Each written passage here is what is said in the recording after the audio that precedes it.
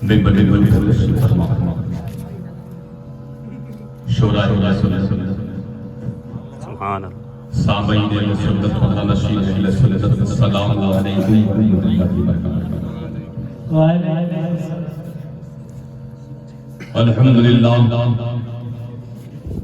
الحمدللہ رب العالمین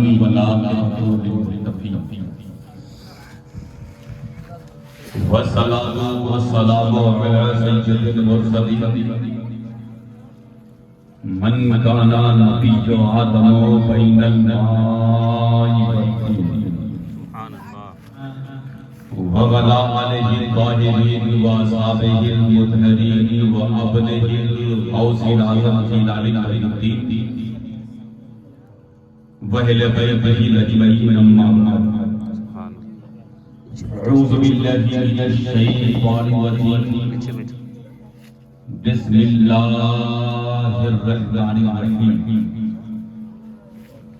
وأطيعوا الله والرسول لعلكم ترحمون صدق الله العظيم وصدق رسوله النبي الأمين المهدي الكريم ونحن على ذلك من الشاهدين والشاكرين والحمد لله رب العالمين سبحان اللہ بقارے عزیز شہرائے بسمی یا رسول اللہ پریشانم بسمی یا رسول اللہ ندارم جسم مل جائے ندارم جسم ماوائے توی خود ساز و سامانم بسمی یا رسول اللہ اور حضرات شاعر کہتا ہے کہ دیواروں در سجاؤ سرکار آ رہے ہیں سبحان اللہ دیواروں در سجاؤ سرکار آ رہے ہیں مل کر خوشی مناؤ سرکار آ رہے ہیں سبحان اللہ ابھی کرندر کو بھی جیسا نہیں مگر شیر اچھا پڑھا آپ کو کم سے کم دے دیں سبحان اللہ شاعر نے کہا کہ دیواروں پر سجاؤ سرکار آ رہے ہیں مل کر خوشی مناؤ سرکار آ رہے ہیں اور دائی حلیمہ کے کان میں فرشتوں نے یوں کہا دائی حلیمہ کے کان میں فرشتوں نے یوں کہا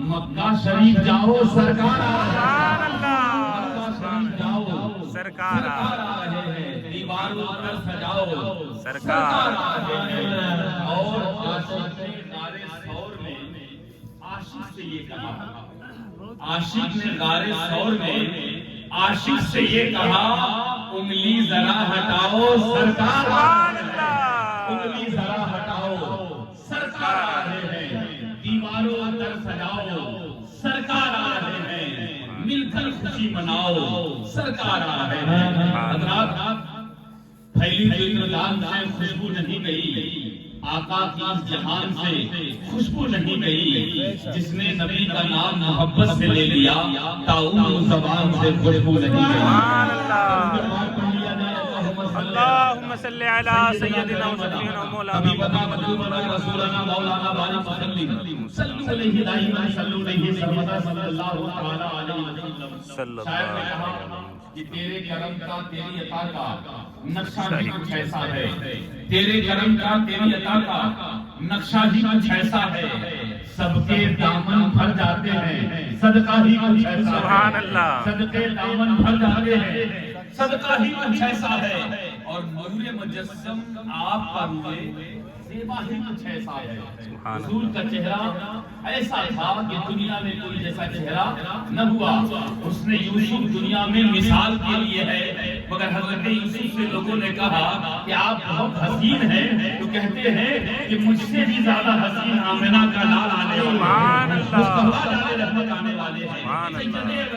والے ہیں کبھی تو شاعر کہتا ہے کہ حسن یوسف دم عیسیٰ یدے بیضا داری آنچے خوبہ ہما دارن تو تنہا داری سبحان اللہ اور حضرت عیسیٰ مل کر جو خوبی رکھتے ہوں گے یہ تمام نبی مل کر جو خوبی رکھتے ہوں گے وہ تنہا خوبی مصطفیٰ جانے رہتے ہیں صلی اللہ تیرے کرم کا تیری عطا کا نقشہ ہی کچھ ایسا ہے سب کے دامن بھر جاتے ہیں صدقہ ہی کچھ ایسا ہے سبحان اللہ نور مجسم آپ کا روئے زیبا ہی کچھ ایسا ہے سبحان اللہ ساؤنڈ کم کرا دی یہ آواز نور مجسم آپ کا روئے زیبا ہی کچھ ایسا ہے دیکھ کر کیوں ایمان نہ لائے چہرہ ہی کچھ ایسا سبحان ہے اللہ دیکھ کر کیوں ایمان نہ لائے چہرہ ہی کچھ ایسا ہے نبی کا حسن ایسا حسن تھا کہ اعلیٰ حضرت فرماتے ہیں کہ پتلی پتلی گلے قدس کی پتیاں ان لبوں کی نزاکت پہ لاکھوں سلام دور و نزدیک کے سننے والے وہ کانے نالے کرامت پہ لاکھوں سلام جن کے ماتھے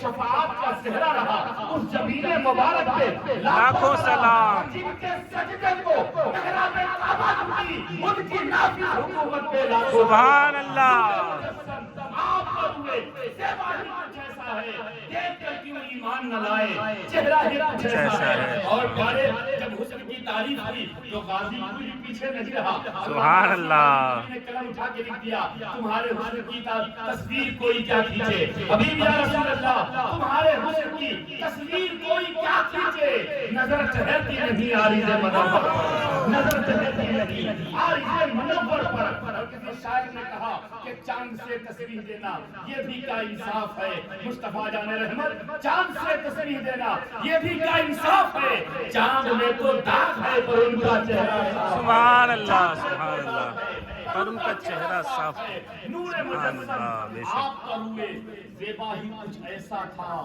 دیکھ کر کیوں ایمان نہ لائے چہرہ ہی کچھ ایسا ہے اور آنکھ ملے جبریل قدم پر عرش بلائیں بڑھ کر لے سبحان آنکھ ملے شان یہ ہے کہ آنکھ ملے جبریل قدم پر عرش بلائیں بڑھ کر لے پتھر موم نتی ہو جائے تلوار ہی کچھ ایسا سبحان اللہ موم نتی ہو جائے تلوار ہی کچھ ایسا ہے تیرے کرم کا تیری عطا کا نشہ ہی کچھ ایسا ہے تیرے کرم کا تیری عطا کا نشہ ہی کچھ ایسا ہے سب کے دامن بھر جاتے ہیں صدقہ ہی کچھ ایسا ہے سبحان اللہ سبحان اللہ حضرات سرکار وارث پاک کی شان میں بھی شعر دی ہے کہ شاعر نے کہا کہ نہ کوئی غریب ہے نہ کنگال ہے مدینے میں سبحان نہ اللہ کوئی غریب نہ کوئی کنگال ہے مدینے میں جو بھی ہے خوشحال ہے مدینے میں سبحان جو اللہ بھی ہے خوشحال ہے مدینے میں اور ہمارے وارث کی نانی ہے فاطمہ زہرا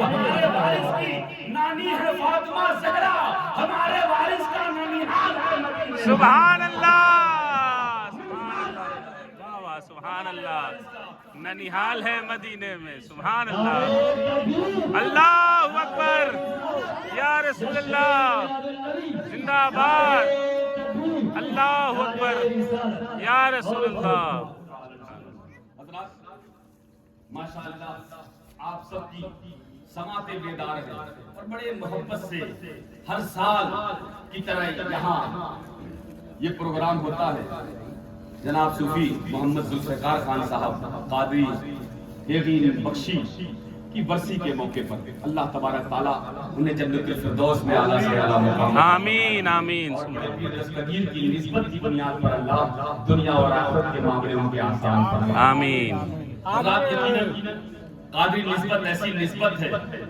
کہ جس کو قادری نسبت مل گئی ہے ان کے در کا جو ہو گیا یا ان کا جو ہو گیا اس کا بیڑا پار ہوتا ہوا سبحان اللہ اسی لیے اعلیٰ حضرت فاضل بریلوی نے دعا فرمائی قادریوں میں اٹھا یہ تمنا ہم سب کی ہے یا اللہ اے پروردگار دنیا میں قادری بن کے رہے اور قادری بن کے میدان محشر میں اٹھائے جائے سبحان اللہ غوث اعظم کا کتا بھی بے مثال ہے اور اس کی جواز کا جواب نہیں ہے اعلیٰ حضرت فاضل بریلوی فرماتے ہیں کہ کیا دبے جس پہ حمایت کا ہو پنجا تیرا سبحان اللہ کیا دبے جس پہ حمایت کا ہو پنجا تیرا شیر کو خطرے میں لاتا نہیں کتا تیرا سبحان اللہ شیر کو سبحان خطرے میں اللہ لاتا نہیں کتا کتا تیرا اور شاعر نے آرزو یہ کی کہ اپنے دل میں یہ تمنا رکھتے شاعر یہ دعا کرتے ہیں کہ اللہ تعالیٰ حضور بڑے پیر دستگیر کا دامن اگر مل جائے تو ہماری بخشش کے راستے آسان ہو جائے ہماری بخشش کے راستے آسان ہو جائے قبر کی منزلیں آسان ہو جائے اللہ ان کی نسبت کو قبول فرمائے آمین حضور آمین بڑے پیر دستگیر اللہ کے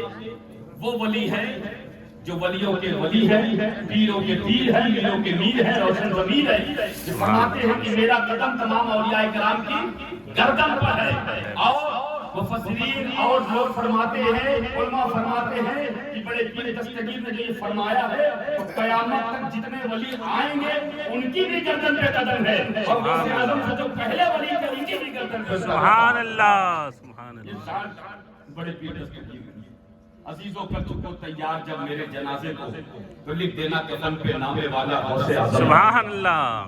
صوفی صاحب میرا جنازہ ڈالا شاعر شعر کہتا ہے کہ صوفی صاحب کی یہ تمنا ہے کہ عزیزوں کر چکو تیار جب میرے جنازے کو تو لکھ دینا کفن پہ نام والا غوث اعظم کا. سبحان اللہ. روکتے ہو کیوں مجھے جنت میں جانے سے یہ دیکھو ہاتھ میں ہے کس کا دامہ غوث اعظم. سبحان اللہ. سبحان اللہ.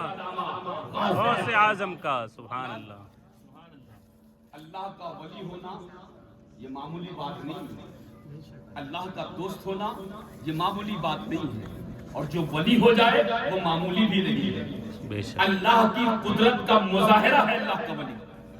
اللہ کی قدرت کا مظاہرہ ہے اللہ کا ولی. اللہ کی شان کتنی بڑی ہے یہ اللہ کے ولی کی بارگاہ میں دیکھو کہ جب اللہ کے ولی کا یہ عالم ہے تو اللہ کا عالم کیا ہوگا, اس کی شان کیا ہوگی, اس کا مرتبہ کیا ہوگا.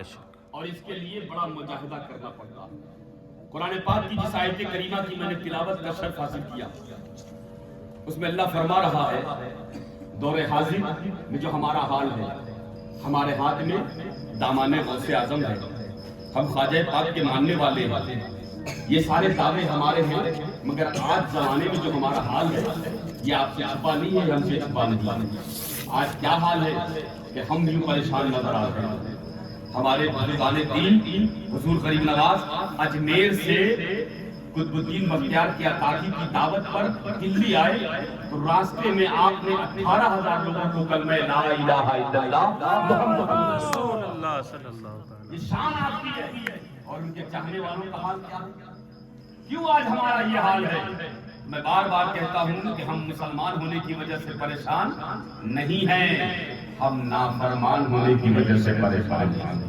ہم اگر مسلمان ہوتے اور یقیناً ہوتے, شاعر نے کہا, علامہ اقبال نے اپنے شعر میں کہا, یہ تو سید بھی ہو, مرزا بھی ہو, افغان بھی ہو, اور یہ سوچو کہ کیا تم مسلمان بھی ہو.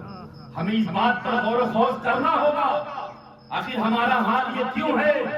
جب 313 تھے تو غالب تھے, جب 72 تھے تو 22,000 کا چھکا چھڑا دیا ہم نے, اور آج یہ حال ہے کہ ہم کروڑوں کی تعداد میں ہونے کے باوجود ہمارا حال ہے کہ ہم ذلیل و خوار ہو رہے ہیں. تو قرآن کی وہ آیت مبارکہ جو میری نظر سے گزری مجھے لگا کہ کہیں یہی تو ہماری کمی تو نہیں ہے جو قرآن پاک کی آیت مبارکہ اعلان کر رہی ہے. چوتھے پارے میں یہ آیت ہے, اور بھی جگہ پہ یہ آیت ہے, وہ اطیعوا اللہ و رسولہ لعلکم ترحمون, جس کا معنی یہ ہے کہ اللہ اس کے رسول کی اطاعت کرو تاکہ تمہارے ساتھ رحم کیا جائے.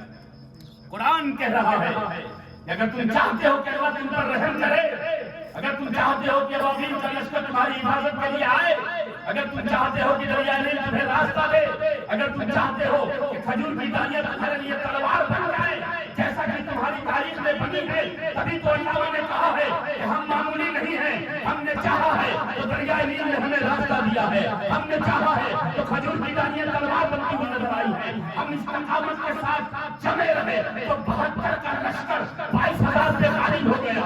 فرمانے ہوا تو یہ کہ 72 کو مٹایا گیا, مگر 72 مٹا نہیں, 22,000 مل گیا ہے. 72 قیامت تک کے لیے زندہ باد ہو گیا ہے. سبحان اللہ. سبحان اللہ. کیوں؟ ایمان کی بنیاد پر. علامہ نے کہا تم معمولی نہیں ہو, تم تو وہ ہو کہ دشت و دست ہے دریا بھی نہ چھوڑے تم نے, دشت و دست ہے دریا بھی نہ چھوڑے ہم نے, بحر ظلمات میں دوڑا دیے گھوڑے. سبحان اللہ. سبحان اللہ. بحر ظلمات میں ہم نے گھوڑے دوڑائے, دریا میں ہم نے راستے بنائے ہیں. ہم نے تاریخ کی اوراق اٹھا کر دیکھو مسلمانوں تو ہماری حکومت یہاں سے وہاں تک تھی. ہم نے پوری دنیا پہ حکومت کی ہے, ہم نے پوری دنیا پہ خلافت کی ہے, حکومت کی ہے. یقین مانو کون وہ لوگ تھے؟ وہ لوگ وہی تھے جن کے بارے میں قرآن نے کہا ہے اطیعوا اللہ و رسولہ لعلکم ترحمون, اللہ اور رسول کی اطاعت کرو تاکہ اللہ تمہارے ساتھ رحم کرے. آج جو کمی ہمارے پاس ہے وہ اللہ اور اس کے رسول کی اطاعت سے ہم پھر رہے ہیں. اولیاء کرام کا دم بھرتے ضرور ہیں مگر ہمارے دلوں میں اولیاء کرام کی جو محبت ہے وہ زبانی ہے, عملی ہم اسے جمع کرنے کو تیار ہیں. اور خواجہ کا دامن نہیں چھوڑیں گے مگر غوث خواجہ کو کردار کو اپنانے کو تیار ہیں. اللہ نے انسانی جماعت کو اپنی مخلوق میں سب سے اعلیٰ بنایا، اور قرآن میں فرما دیا لقد خلقنا الانسان فی احسن تقویم، ہم نے انسان کو سب سے اچھا بنایا۔ مگر یہ انسان اللہ کی قدرت کو پانے کے باوجود، اللہ کی طاقت کو اللہ نے اسے اچھا اور پیارا ضرور بنایا، مگر یہ انسان پھر گیا اللہ کی اطاعت سے، پھر گیا اللہ کی پیروی سے۔ اور سنو، یہی پھرنے کی وجہ ہے کہ ہم ذلیل و خوار ہو رہے ہیں۔ تاریخ اٹھا کے دیکھو کہ جو لوگ اللہ کے فرما بردار رہے ہیں اور جو ہیں وہ دنیا میں جانے کے بعد بھی آج انہیں دنیا سے گئے سالوں سال ہو گیا، برسوں ہو گیا، مگر دنیا انہیں مردہ نہ کر سکی۔ وہ دنیا میں تھے تو بھی زندہ ہے، اور آج اپنی قبروں میں دیتے ہیں تو بھی زندہ ہے، اور اپنی طاقت کا لوہا بنا رہے ہیں۔ کون انسان ہے؟ وہ انسان ہم ہی اور آپ کی طرف تو تھے، مگر وہ کون لوگ تھے؟ میرے پیارے، میں بتانا چاہتا ہوں، انسان دو طرح کے، ایک وہ انسان جو رب کا موتی ہو، پرہیزگار ہو، جو اللہ کی اطاعت کرنے والا ہو، اور جو اللہ کی اطاعت سے پھر جانے والا۔ تو قرآن کہتا ہے کہ جو بندے اپنے دل کو معبود بنا لیتے ہیں وہ اللہ کے نزدیک جانوروں سے بھی گئے گزرے ہیں۔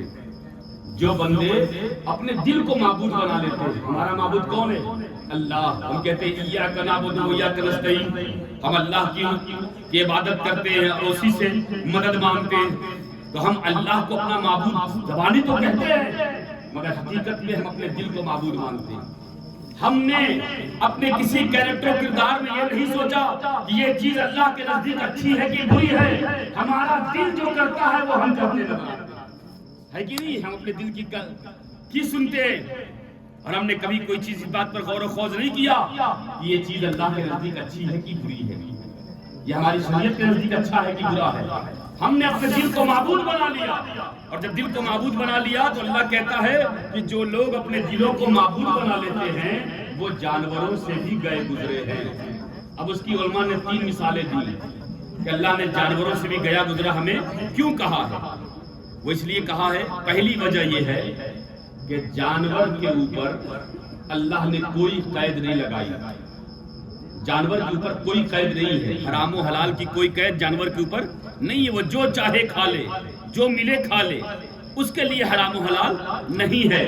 اور اگر ہمارے ساتھ قید ہے، یہ حرام ہے یہ حلال ہے، یہ کھانا ہے نہیں کھانا ہے، یہ پینا ہے یہ نہیں پینا ہے، اگر ہم بھی جانوروں کی طرح حرام و حلال کی تمیز چھوڑ کر جو ملے کھا لے، جو ملے پی لے، تو ہم جانوروں سے بھی گئے گزرے ہیں۔ اس لیے کہ جانوروں پر کوئی قید نہیں ہے حرام و حلال کی، مگر اللہ کے نبی نے ہم انسانوں کو قید لگا کر بتا دیا، نہیں تم میری امت ہو، تم نے میرا کلمہ پڑھا ہے، تم یہ چیز نہیں کھاؤ گے یہ تمہارے لیے حرام ہے، تم یہ چیز نہیں پیو گے یہ تمہارے لیے حرام ہے، تم میری امت ہو، تم حلال کھاؤ گے تم حلال پیو گے۔ مگر اگر ہم حلال و حرام کی تمیز چھوڑ دیں تو ہم جانوروں سے بھی گئے گزرے ہیں۔ اور دوسری بات بتائی، علماء نے فرمایا کہ اللہ نے ہمیں جانوروں سے گیا گزرا کیوں کہا؟ اس لیے کہ اگر ہم جانور جو ہے وہ اپنے مالک کا شکر گزار ہوتا ہے کہ نہیں ہوتا؟ ایک روٹی اگر کتے کو آپ اپنے دروازے پہ دے دیجئے، 1 دن دے دیجئے 2 دن دے دیجئے، تو پھر وہ آپ کا شکر گزار ہو جائے گا۔ اب وہ آپ کے سامنے دم ہلاتا پھرے گا۔ اب آپ اسے 1 اینٹا اگر مار بھی دیں گے یا 1 بار لات سے مار بھی دیں گے تو بھی وہ آپ کو کاٹے گا نہیں، بلکہ روتا ہوا آپ کے پاس دم ہلانے لگے گا۔ وہ آپ کا شکر گزار ہوتا ہے، وہ آپ کو پہچانتا ہے، سب کو دیکھ کر بھوکے گا، مگر آپ کو نہیں دیکھ کر بھوکے گا، میرا مالک آ رہا ہے مجھے روٹی دے دیجیے۔ گھر کے اندر جو چائے پائے جانور بندے ہیں، بعض لوگوں کا حال یہ ہے کہ وہ جو ثانی بھوسا دیتے ہیں انہیں، جانوروں کو کھانا پینا دیتے ہیں، جب وہ دروازے پہ آتے ہیں تبھی جانور انہیں سن کے، ان کے آہٹ سے سن کے آواز دینے لگتے ہیں، میرا مالک آ گیا، میرا مالک آ گیا۔ گویا جانور اپنے مالک کے شکر گزار ہوتے ہیں، اس لیے کہ مالک انہیں کھلاتا پلاتا ہے۔ اور ہم انسان، ہم پیاری آنکھ، ہم آنکھوں سے دیکھیں تو خدا کی وجہ سے، ہم کانوں سے سنیں تو خدا کی وجہ سے، ہم زبان سے بولیں تو خدا کی وجہ سے، ہم ہاتھوں سے کریں تو اللہ کی وجہ سے، یہ سب رب کی عطا ہے۔ اور رب کی عطا پانے کے باوجود ہم اللہ کا شکر نہ ادا کریں تو ہم جانوروں سے بھی گئے گزرے، جانوروں سے بھی گئے گزرے۔ اور تیسری وجہ بتائی، غور سے سنیے گا، میں آپ کے دل کو کو دستک دینا چاہتا ہوں تاکہ آپ اس پروگرام سے ایک اچھا میسج لے کے جائیں. ایک صوفی صاحب کے اصالے ثواب کے لیے محفل ہے، اور جو صوفی کا مشن ہوتا ہے کہ سب کو اللہ کی طرف لے جانا، جو صوفی کا مشن ہوتا ہے کہ سب کو اللہ کی پہچان کرانا، جو صوفی کا مشن ہوتا ہے کہ سب کو اللہ سے تعلق توڑ دینا، سب کا اللہ سے قریب لانا، وہی پیغام میں اس پروگرام سے آپ کو دینا چاہتا ہوں. میں کروید رہا ہوں آپ کے دل کو، اس حقیقت کو کہ ہم اپنے آپ کو کا محاسبہ کریں کہ ہم کہاں جا رہے ہیں، ہمارا حال کیا ہے، کیا ہم جانوروں سے بدتر ہوتے نہیں جا رہے ہیں. اور تیسری بات بتائی، تیسری بات کہا علماء کرام نے کہ اللہ نے فرشتوں کو بھی اللہ ہی نے پیدا کیا، جانوروں کو بھی اللہ نے، انسانوں کو بھی اللہ نے. علماء فرماتے ہیں کہ اللہ نے فرشتوں کو جو پیدا کیا تو فرشتوں کو روح دی اور عقل دی، جسم نہیں دیا. فرشتے جسم سے پاک ہیں، اور فرشتے نہ مرد ہیں نہ عورت ہیں، وہ جسم سے پاک ہوتے ہیں. تو اللہ نے فرشتوں کو کیا دیا؟ روح دی اور عقل دی. اور جانوروں کو اللہ نے نفس دیا اور خواہشیں دی. خواہش جانور کے اندر بھی ہوتی ہے کھانے کی، ادھر ادھر جانے کی. تو خواہش نفس اور خواہش جانوروں کو دیا، روح اور عقل فرشتوں کو دیا. ابھی ہم لوگوں کا تذکرہ انسانوں کا نہیں ہے، مگر اللہ نے آزمانے کے لیے دو چیزیں فرشتوں کو دی، روح دی، عقل دی، اور دو چیزیں جانوروں کو دی، نفس دی اور خواہشات دی. مگر اللہ نے آزمانے کے لیے جانوروں کو دو چیزیں، فرشتوں کو دو چیزیں، اور انسانوں کو یہ چاروں چیزیں. ہم کو روح بھی دی، ہم کو عقل بھی دیا، ہم کو نفس بھی دیا، ہم کو خواہشیں بھی دی، اور آزمانے کے لیے چھوڑ دیا. اب دیکھیے بہت پیارا مشن میسج میں دے رہا ہوں. اگر ہماری روح پر، ہماری عقل پر، اگر ہماری نفس پر اور ہماری خواہشوں پر ہماری روح اور عقل غالب آ جائے تب تو ہم اچھے انسان ہیں. یعنی نفس ہماری ہم کو بہکا نہ پائے اور خواہشیں ہم سے گناہ نہ کروا پائیں، ہماری عقل ہمیں روک دے، ہماری روح ہمیں روک دے نہیں یہ غلط ہے، تب تو ہم اچھے انسان ہیں. اور اگر ہماری نفس پر، ہماری روح پر اور ہماری عقل پر ہماری نفس غالب آ جائے، ہماری خواہشیں غالب آ جائیں، تو ہم جانوروں سے بھی گئے گزرے ہیں. اگر ہم نے عقل سے کام نہ لیا، کوئی گناہ کر دیا، اگر ہم نے شراب پی لی، یہ شراب انسانی شعور کے لیے بہتر نہیں ہے، یہ آپ کو ذلیل و خوار بھی کرتی ہے، آپ کو نالی میں یہاں وہاں گرا پڑا چھوڑ دیتی ہے، اور قرآن نے شراب کو حرام قرار دیا ہے. اسی طرح جو بھی گناہ ہے، چاہے گناہ شراب کا ہو، چاہے زنا کا ہو، چاہے کسی طرح کا کوئی گناہ ہو، اگر یہ گناہ کرتے وقت ہماری عقل نے ہمیں روکا نہیں، اگر ہماری روح نے ہمیں روکا نہیں، اور عقل اور روح نے روکا، اس کے بعد بھی خواہشوں نے کہا چلو میاں کرو گناہ، جو ہوگا دیکھا جائے گا، مولانا ویسے ہی کہتے رہتے ہیں معاف ہو جائے گا، چلو کر لیتے ہیں. گویا ہماری روح پر، ہماری عقل پر ہماری نفس غالب ہو گئی تو ہم جانوروں سے بھی گئے گزرے ہو گئے. اور اگر ہم نے اپنی نفس پہ قابو پا لیا، اپنی خواہشوں پہ قابو پا لیا، تو پھر بلا شک و شبہ اللہ کے نزدیک ہمارا معاملہ اعلیٰ اور بالا ہو جاتا ہے.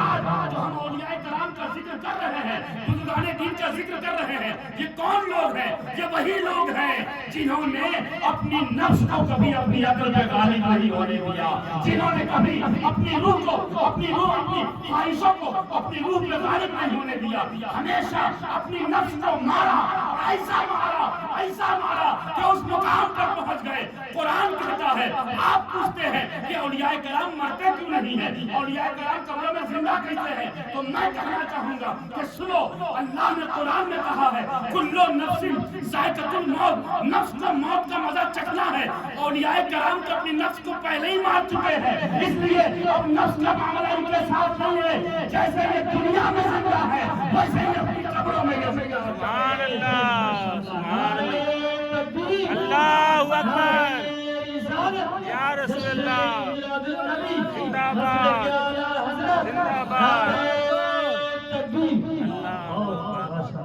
پتہ یہ چلا انہوں نے اپنی نفس کو مار لیا. قرآن کہتا ہے نفس کو مرنا ہے، اور اولیاء اللہ تو اپنی نفس کو پہلے ہی مار بیٹھے ہیں، اس لیے یہ تو مرے اپنی نفس کو مارے بیٹھے ہیں۔ جو نفس کو مار لیتا ہے وہ دنیا میں بھی زندہ رہتا ہے، اپنی قبر میں بھی زندہ رہتا ہے۔ سبحان اللہ سبحان اللہ۔ ہم لوگ دنیا کو چاہتے ہیں، ہمارے سامنے دنیا کی رعنائی آ گئی تو ہم اسی میں الجھ گئے۔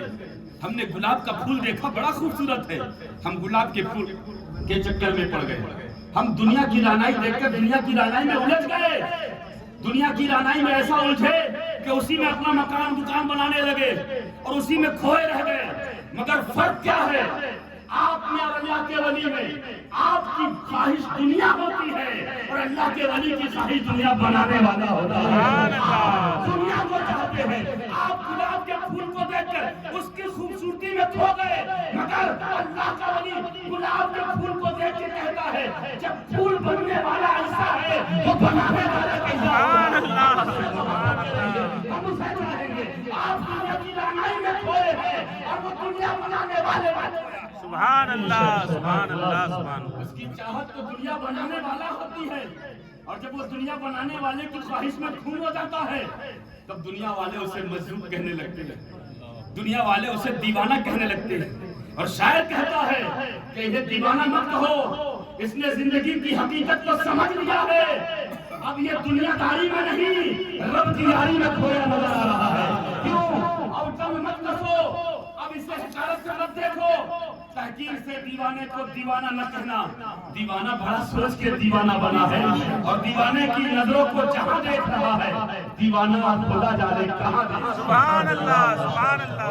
اور ذرا سمجھ کے فقیروں پہ تبصرہ کرنا، ذرا سمجھ کے فقیروں پہ تبصرہ کرنا۔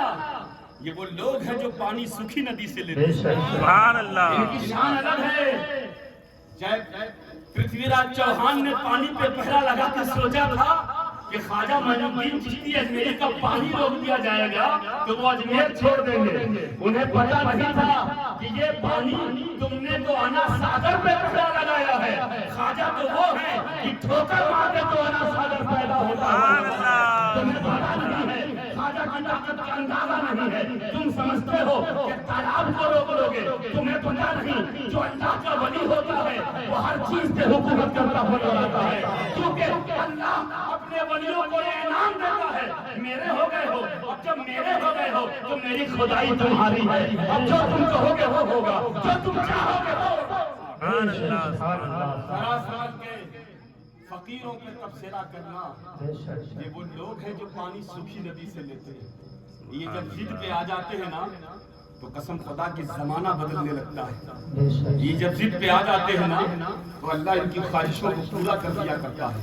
لکھنؤ کی سرزمین پر مدینے کا ذکر ہو رہا تھا، مجھے یہ واقعہ یاد آ گیا۔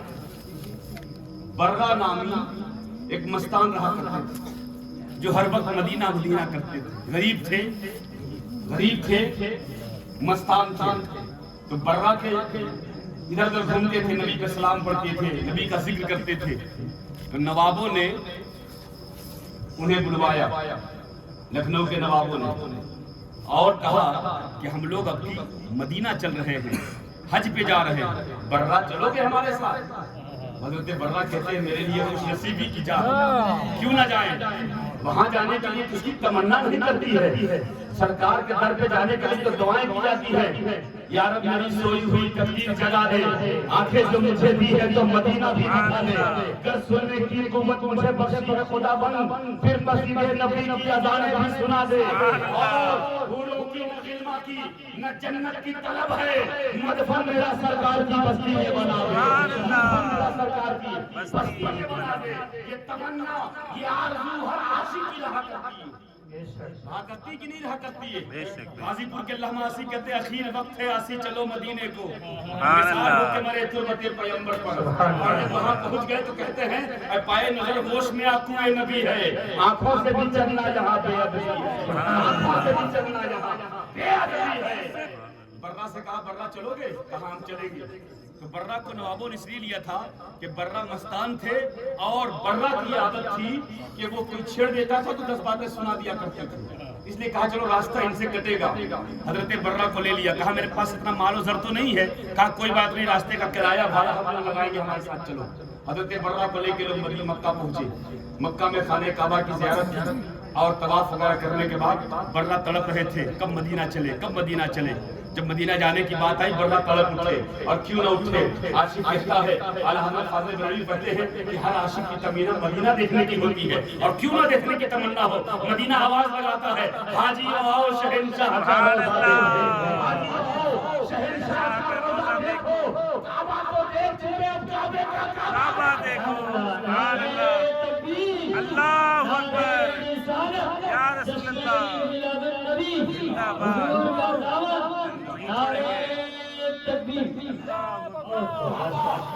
وہ کعبہ جس کے سامنے سر جھکاتا ہے, آؤ اس کعبے کا کعبہ دیکھ لو. حضرت عبدالمطلب نبی پیدا ہو رہے ہیں. حضرت عبدالمطلب خانہ کعبہ کا طواف کرانے لائے متولی تھے. کہا گھر میں بیٹا پیدا ہوا ہے, عبداللہ کو بیٹا ہوا ہے, پہلے خانہ کعبہ کا طواف کرا دیا جائے. جب طواف کے لیے آگے آ رہے تھے تو قسم خدا کی مکہ کی سرزمین پر, حرمین شریفین کا مکہ کی سرزمین پر جتنے لوگ بیت اللہ کے اندر موجود تھے, خانہ کعبہ کے اندر موجود تھے, ان سب نے دیکھا کہ عبدالمطلب جس بچے کو لے کے خانہ کعبہ کا طواف کرانے آ رہے ہیں, جس بچے کو لے کے خانہ کعبہ کے قریب آ رہے ہیں, وہ دیکھ رہے تھے. سب کی آنکھیں تعجب سے کھلی رہ گئی کہ ساری دنیا کعبہ کے سامنے جھکتی ہے, مگر عبدالمطلب کی گودی میں جو بچہ ہے کعبہ اس کے سامنے جھک رہا ہے. شہنشاہ کا روضہ دیکھے, کعبہ کو دیکھ چکے, اب کعبے کا کعبہ دیکھو. سبحان اللہ, سبحان اللہ. دنیا دیکھ رہی ہے کہ عبدالمطلب کی گود میں جو بچہ ہے اس کے سامنے کعبہ جھک رہا ہے. اے عبدالمطلب کس بچے کو لیے ہو؟ کہا اس بچے کو میں لیا ہوں جو عبداللہ کا بیٹا ہے. کیا نام ہے؟ حضرت عبدالمطلب کہتے ہیں ان کا نام آسمان میں احمد ہے, زمین پر محمد ہے. شہنشاہ کا روضہ دیکھے, کعبہ کو دیکھ چکے, اب کعبے کا کعبہ دیکھے. فتح مکہ ہو گیا. حضرت بلال کعبہ کی چھت پہ کھڑے ہوئے تو اللہ کے نبی نے کہا بلال اذان دو. یہ تو بچپنے کی بات تھی, مگر نبی نے مہر لگا دی کہ میں کعبے کا کعبہ ہوں. کہا بلال اذان دو. حضرت بلال پوچھنے لگے, یا رسول اللہ روز اذان دیتا تھا کعبہ کی طرف رک کر کے, اب تو کعبہ کی چھت پہ کھڑا ہوں, کدھر منہ کر کے اذان دو؟ آقا فرماتے ہیں بلال مجھے دیکھتے رہو, اذان دو. شہنشاہ کا روضہ دیکھے, کعبہ کو دیکھ چکے, کعبہ دیکھو. سبحان اللہ. مصطفیٰ کعبے کا کعبہ ہے. اسی لیے حاجی مدینہ جانے کے لیے بڑا بے قرار رہتا ہے, مگر مکہ سے دھکا کھانے والے حاجی نہیں, عشق مصطفیٰ لے کے جانے والے ہیں. سبحان اللہ. نبی کا عشق لے کے جانے والے حاجی, اس لیے مدینہ جاتے. حضرت برہ بھی مدینہ گئے, نواب بھی مدینہ گئے, اور روضہ رسول کی زیارت کر کے آئے تو نوابوں نے آپس میں حضرت برہ سے مذاق کر دیا. کسی نواب نے چھیڑ دیا, کہا برہ تمہیں کوئی سند ملی ہے؟ یہ کاغذ دیکھ رہے ہو؟ کہا کیسا کاغذ ہے؟ کہا یہ کاغذ ہمارے حج کے قبول ہونے کا کی سند ہے. کہا یہ کہاں مل گئی؟ کہا حضور کے روضے سے ملی ہے, حضور نے ہم لوگوں کو دیا. حضرت برہ کہتے ہیں مگر مجھے تو نہ ملی. کہا نہیں ملی تو کیا کرے, تم کو نہیں ملی, ہم لوگ کو سند مل گئی. اب ہم لوگ جا کے اپنے بستی میں حاجی کہیں گے, تم حاجی مت کہنا اپنے آپ کو, لیکن تم کو تو سند ملی نہیں. مذاق کی بات تھی, مذاق کر کے یہ سو گئے. مگر برہ کی آنکھوں سے آنسو رک نہیں رہا تھا. یا رسول اللہ سب کو سند دی گئی, مجھے سند کیوں نہیں دی گئی؟ حضرت برہ مدینہ روضہ رسول کے پاس کھڑے ہو گئے, سب سو رہے ہیں, روضہ رسول کے سامنے کھڑے ہو کے رونے لگے. یا رسول اللہ برہ تب تک مدینے سے نہیں جائے گا جب تک کہ سند نہ ملے گی. سب کو سند ملی ہے تو برہ کا حج کیوں نہیں قبول ہوا؟ یا رسول اللہ کوئی کمی رہ گئی ہے تو معاف فرمائیے. اے اللہ کے نبی آپ تو نوازنے والے ہیں, اے اللہ کے نبی آپ کا در وہ در ہے کہ واہ کیا جود و کرم ہے شہ بدھا تیرا, نہیں سنتا نہیں ماننے والا تیرا. آپ کا در وہ در ہے کہ میرے کریم سے اگر قطرہ کسی نے مانگا, دریا بہا دیے ہیں جو بہا دیے ہیں. آپ کا در وہ در ہے جس کے بارے میں شاعر کہتا ہے کوئی نادار ہو ایسا نہیں دیکھا جاتا, یا نبی آپ کا داتا نہیں دیکھا جاتا. ہم کسی کا بھی ہو سرکار اٹھا دیتے ہیں, ان سے مظلوم کا رونا نہیں دیکھا جاتا. حبشی بھی ہے مقبول بارگاہ رسول, عشق میں گورا یا کالا نہیں دیکھا. سبحان اللہ. میں غلام ہوں, یا رسول اللہ میں غریب ہوں، یا رسول اللہ ان نوابوں کے سامنے میری کوئی ویلو نہیں ہے، تو کیا میرا حج قبول نہ ہوگا، مجھے سند نہ ملے گی؟ رات بھر روتے رہے حضرت برہ، کوئی سند نہ ملی، صبح سے شام ہو گئی کوئی سند نہ ملی، مگر در رسول پہ رو رہے ہیں، نبی کریم کے در پہ رو رہے ہیں، روتے روتے شام ہو گئی، اور جب شام ہو گئی نوابوں کو معلوم برہ کہاں ہے، سب پہنچ گئے برہ کے پاس، برہ چلو ہم نے مذاق کیا تھا، برہ یہاں سے کچھ نہ ملے گا، چلو ہم نے مذاق کیا تھا، مگر برہ کہتے نہیں جب تک سند نہ ملے گی ہم یہاں سے جائیں گے نہیں۔ اے لوگوں تمہارے نزدیک حضور مردہ ہوں گے مگر ہمارے نزدیک تو حضور زندہ ہے، میری بات سن رہے ہیں؟ آج حضرت فرماتے ہیں تو زندہ ہے واللہ، تو زندہ ہے واللہ، میرے چشم عالم سے چھپ جانے والے میرے آقا میری بات سن رہے ہیں۔ اے آقا اب سند دیں گے تب بھی برہ یہاں سے جائے گا، تبھی مدینے سے جائے گا۔ جب ضد بڑھ گئی، صبح سے شام ہو گئی، شام سے رات ہو گئی، رات سے پھر صبح پھر شام، جب شام ہوئی ہے دریائے رحمت جوش میں آ گیا، قبر رسول سے ہاتھ نکلا ہے اور ایک کاغذ کا ٹکڑا، ایک کاغذ کا کپڑے کا ٹکڑا نکلا ہے جس پہ لکھا ہے برہ بریء من النار، جہنم سے آزاد کر دیا گیا ہے۔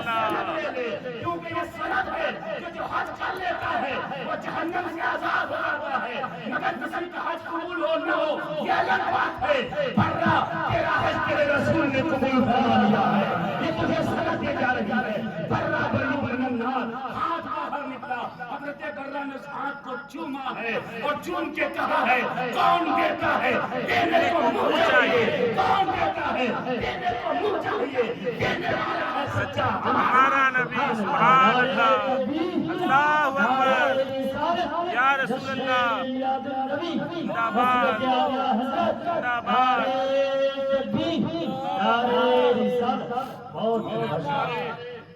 یقین مانو اور یہ دلیل حضور زندہ نہیں ہے، اور یہ کچھ دنوں پہلے آپ نے انٹرنیٹ پہ دیکھا ہے نا، ابھی کچھ دنوں پہلے آپ یوٹیوب پر دیکھ بھی سکتے ہیں، اسی سرکار نے ایک مزار کو روزے کو گرانے کی بات کی، کہا یہ روزہ ہٹا دو، ہائی وے کے بیچ میں آ رہا ہے۔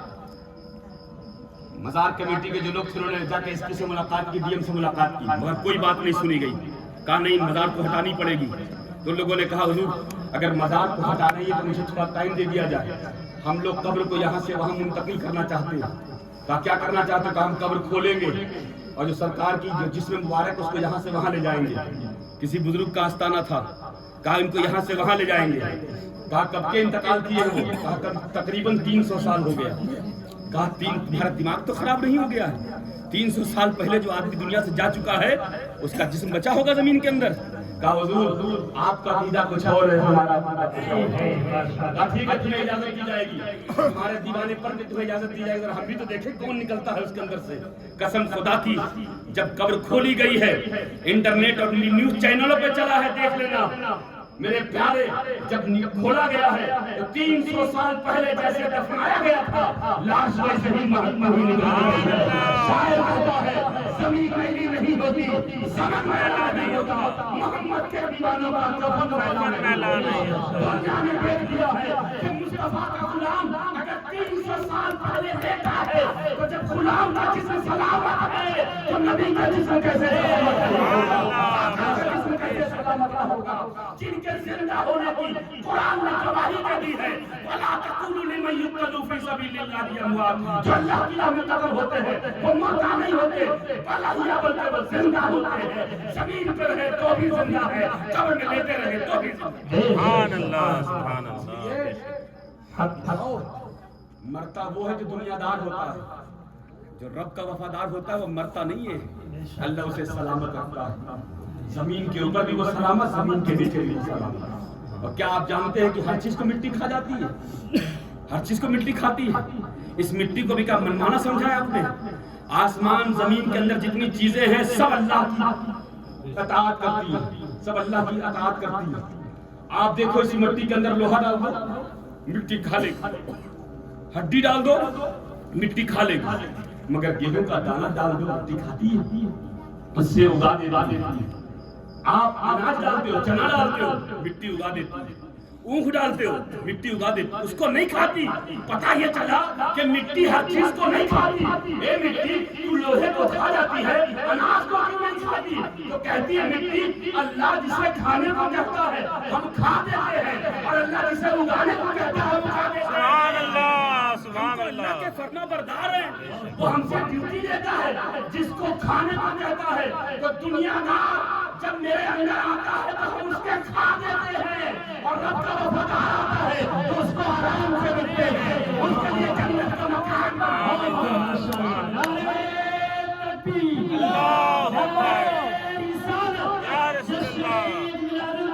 زندہ باد زندہ باد تاریخ اٹھا کر دیکھو اللہ کے ولیوں کیا آپ کی ہر چیز پر آج انگریز ریسرچ کر رہے ہیں ریسرچ ہو رہا ہے ابھی کچھ دنوں پہلے اس ستارے کے پاس پہنچے یہ لوگ جس کا نام طارق ہے وہ ستارہ جو کھٹ کھٹتی آواز لگا رہا ہے جب وہاں انگریزوں نے ریسرچ کر کے وہاں پہنچے تو آج بھی انٹرنیٹ پہ چل رہا ہے وہ لوگ سوشل میڈیا پہ بھیجا جا رہا ہے وہاں تک پہنچے تو وہ ستارہ کھٹ کھٹ کرتا نظر آ رہا ہے وہ کون ستارہ ہے جو کھٹ کھٹ کر رہا ہے سورہ طارق میں پڑھو اللہ کے نبی فرماتے ہیں کہ آسمان میں ایسا تارا ہے جس کی آواز لوگ سنیں گے جس کی آواز ایسی ہوگی جیسے لگے کوئی دروازہ کھٹکھٹا رہا ہے آج ریسرچ ہو رہا ہے ایک انگریز نے اللہ کے ولی کی شان کو آزمانا چاہا اس نے سنا کہ تخت بلقیس اللہ کا ولی پل میں لے آیا تخت بلقیس کیا ہے 60 ہاتھ لمبا اور 80 ہاتھ چوڑا ایک بہت بڑا تخت بلقیس تھا جو رانی تھی اور بہت بڑی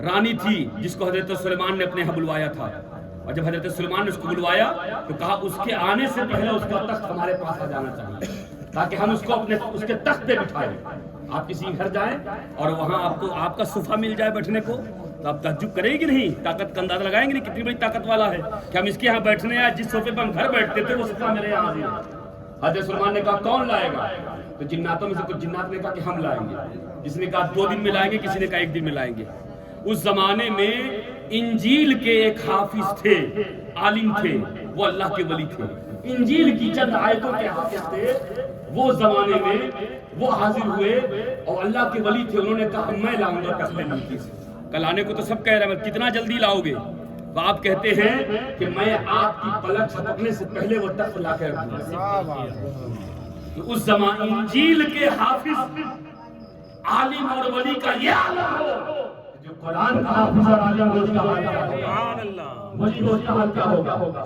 وہ کتابیں منسوخ کر دی گئی یہ کتاب آج بھی روشن ہے اور اعلان کر رہی ہے ذالک الکتاب لا ریب فیہ یہ وہ کتاب ہے جس کے اندر کوئی شک شبہ نہیں ہے میرے پیارے اور لا کے رکھ دیا تخت بلقیس پل کے جھپکنے سے پہلے آ گئی انگریز نے پڑھا تو کہا یہ کیسے ہو سکتا ہے کچھ علماء سے اس نے پوچھا علماء نے کہا ہم نہیں بتا پائیں گے مگر کتابوں میں آیا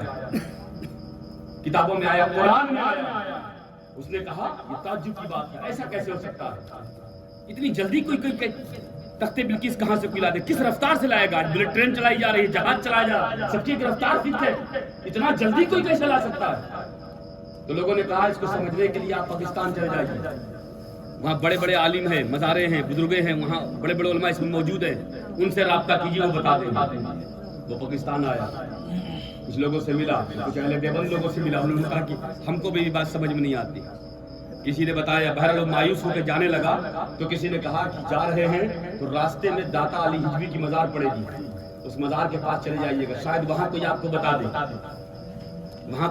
کہا ٹھیک ہے جب مزار قریب آئے تو وہاں رک گیا ادھر کے مزار میں خانقاہ میں گیا درگاہ میں جا کے بیٹھ گیا اور وہاں ایک فقیر بیٹھے ہوئے تھے ان سے رابطہ کیا سلام کیا دیکھا مستان بیٹھے ہوئے سلام کیا کہا حضور مجھے آپ تو دیکھ ہی رہے شکل صورت سے سمجھ میں آ رہا ہے کہ میں انگریز ہوں میں ایک چیز پر ریسرچ کرنے آیا ہوں کہ تخت بلقیس کو کتنا جلدی کوئی یہاں لا سکتا ہے یہ قرآن میں آیا ہے کیا ایسا ہو سکتا ہے اتنا جلدی کوئی لا سکتا ہے آپ مسکرائے بیٹھو پتہ چل جائے گا گھبراؤ نہیں چائے پی لو چائے والا خانقاہ میں گھوم کے چائے بانٹ رہا تھا اور چائے بانٹتا جب قریب آیا تو انگریز کو جب چائے دے رہا ہے تو اس کو جب کپ تھمائی اور چائے ڈالا انگریز نے چائے کو پکڑا اور فوراً بے ہوش ہو کے گر گیا تھوڑی دیر بعد جب لوگوں نے اس کو اٹھایا کہا کیا ہوا کہا میں سمجھ گیا کہ تخت بلقیس کیسے آیا تھا کہا کیا ہوا کیسے سمجھ گئے کہا جب میرے بیڈ روم کی میری کپ میرے سامنے آ سکتی ہے آج کے دور میں اس زمانے میں تخت بلقیس بھی آ سکتا ہے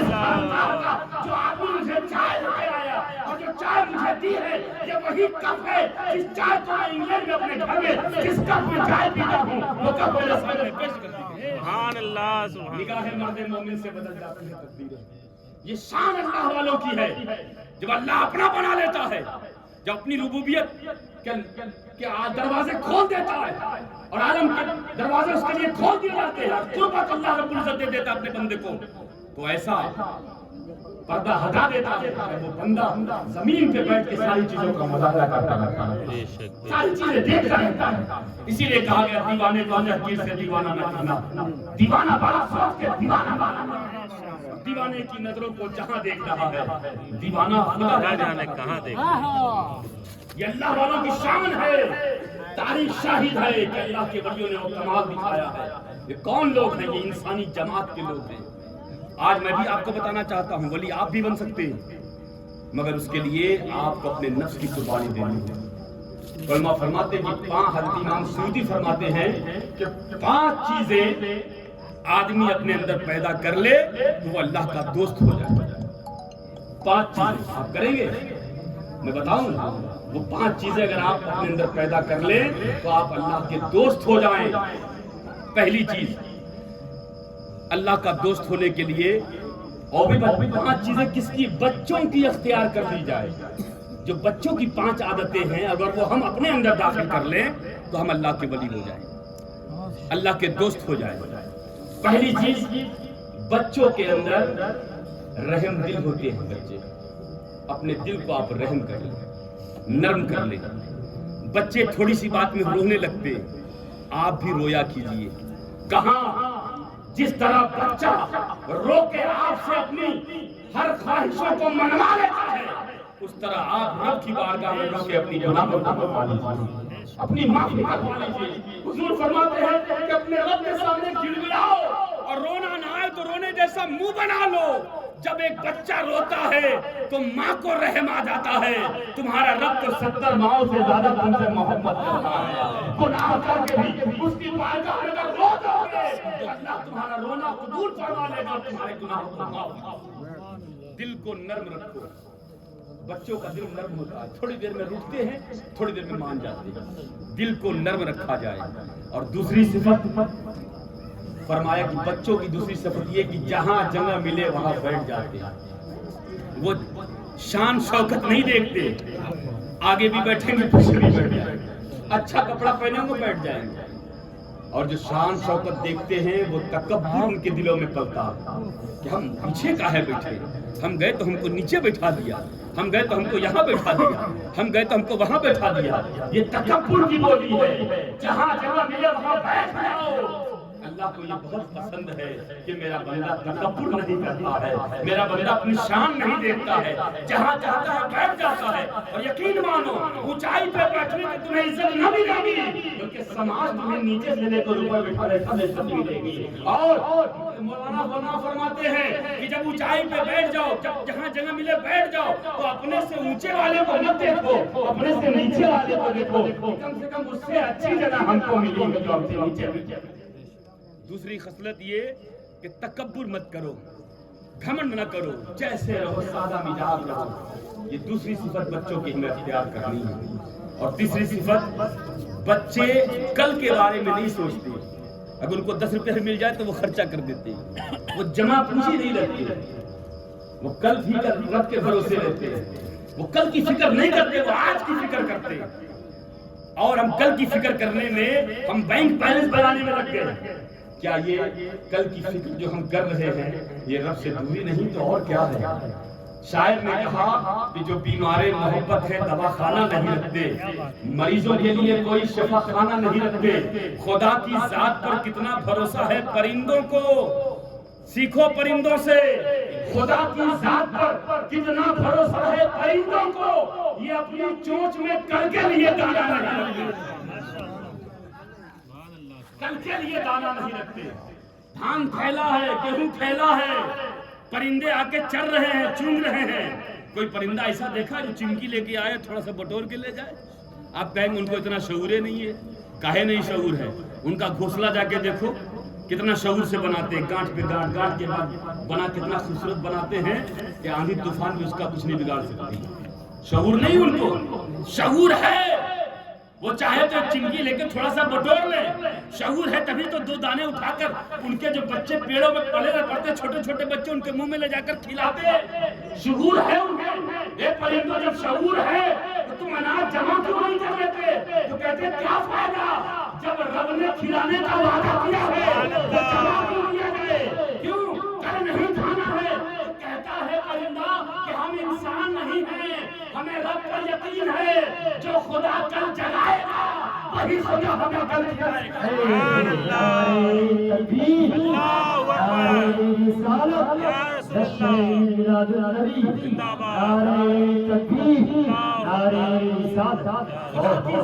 کتنا بھروسہ ہے پرندوں کو، یہ اپنی چونچ میں کل کے لیے دانا نہیں رکھتے۔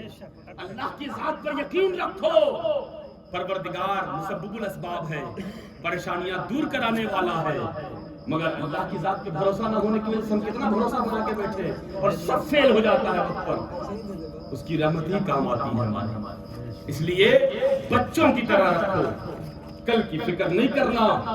اور چوتھی بات جو بچوں میں ہے، وہ گھر بناتے ہیں 10 منٹ کے لیے پھر توڑ دیتے ہیں، وہ مستقل مزاجی والا گھر نہیں بناتے، گھروندا بنایا، چھوٹا چھوٹا گھر بنایا پھر چھوڑ دیا۔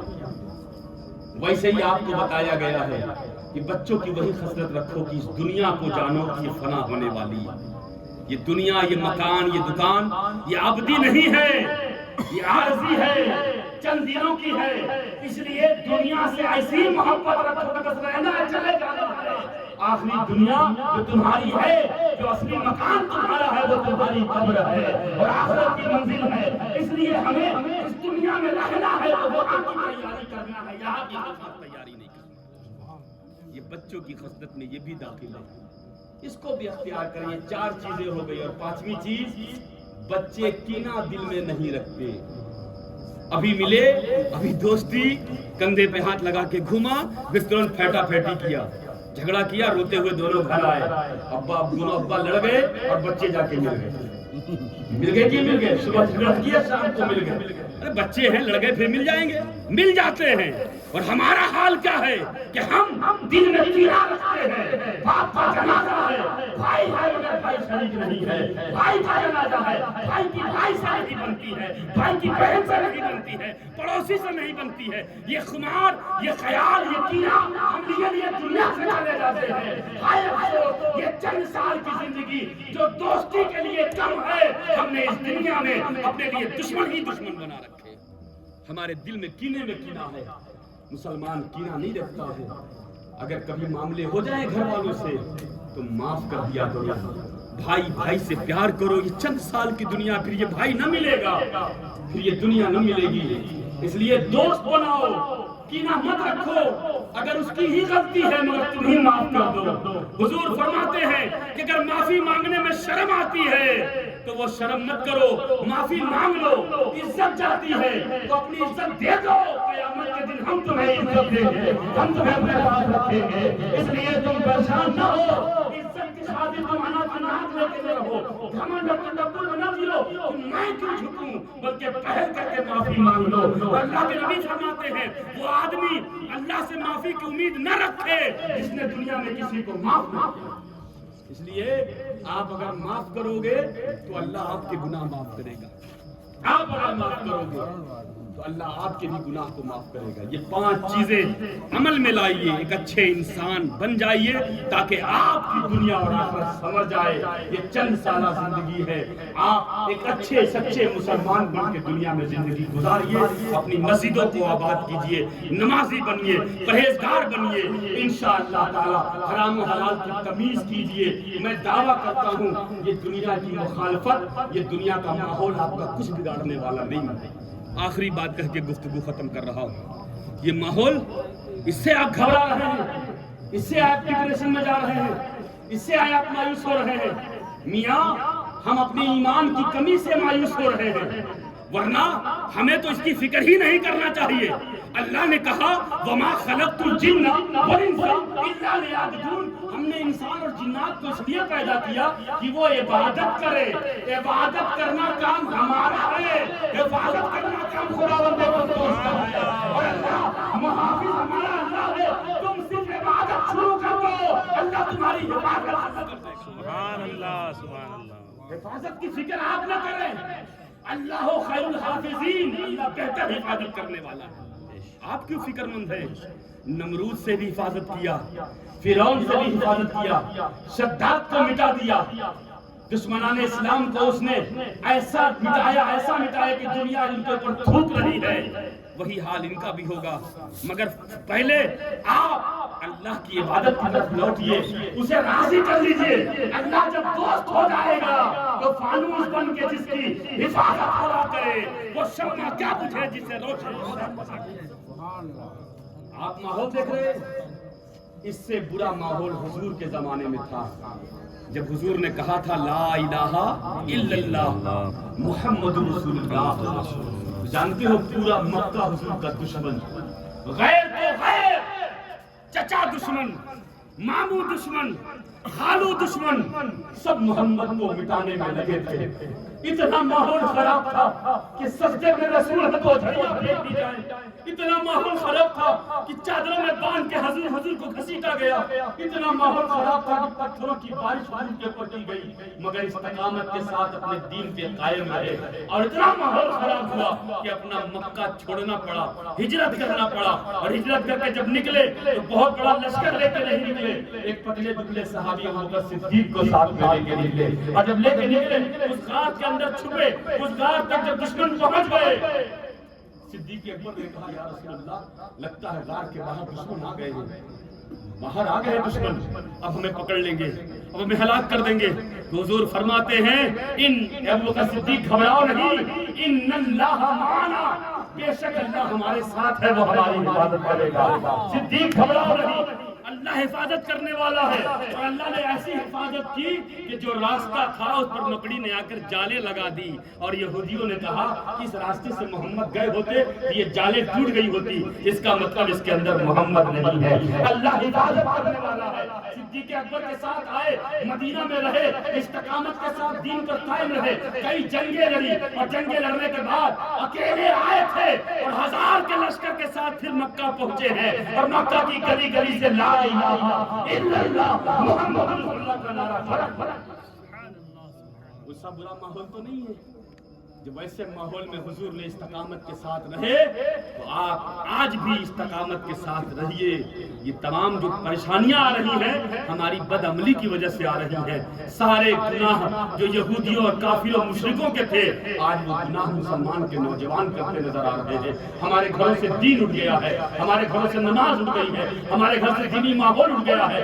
ہم کھانا کھاتے ہیں تو نبی کی سنت کا خیال نہیں کرتے، ہم پانی پیتے ہیں تو حضور کی سنت کا خیال نہیں کرتے. ہمارے گھر کے اندر دین نہیں ہے. بس میں ایک پیغام دینا چاہوں گا کہ دیندار بن جاؤ، تمہارا کام ہے دیندار بننا، پروردگار تمہاری حفاظت فرمائے گا. جنگل میں بھی رہو گے تو اللہ تمہارا محافظ بنے گا. اس لیے اپنے رب کو راضی کر لو، اللہ راضی ہو جائے گا. سنو، مسجدوں کو آباد کر لو، اللہ تمہیں آباد کر دے گا. تمہارے گھروں پروردگار سب کو دین وطن پر چلنے کی، رہنے کی توفیق و رفیق عطا فرمائے. اللہ صوفی صاحب کی برسی کا پروگرام ہے، پروردگار اس نیک ذکر کے صدقے میں اللہ ان کی قبر پہ رحمت اور نور کی بارش عطا فرما. اور اللہ ہم سب کو نیک عمل کرنے کی توفیق و رفیق عطا فرما. اے شہنشاہ مدینہ الصلاۃ والسلام زینت عرش معلا، الصلاۃ والسلام مومنوں پڑھتے رہو تم اپنے آقا پر درود ہے فرشتوں کا وظیفہ. الصلاۃ والسلام اور میں وہ سنتی ہوں جمیل قاری مرنے کے بعد میرا لاشا بھی پڑھے گا. الصلاۃ والسلام وما السلام علیکم.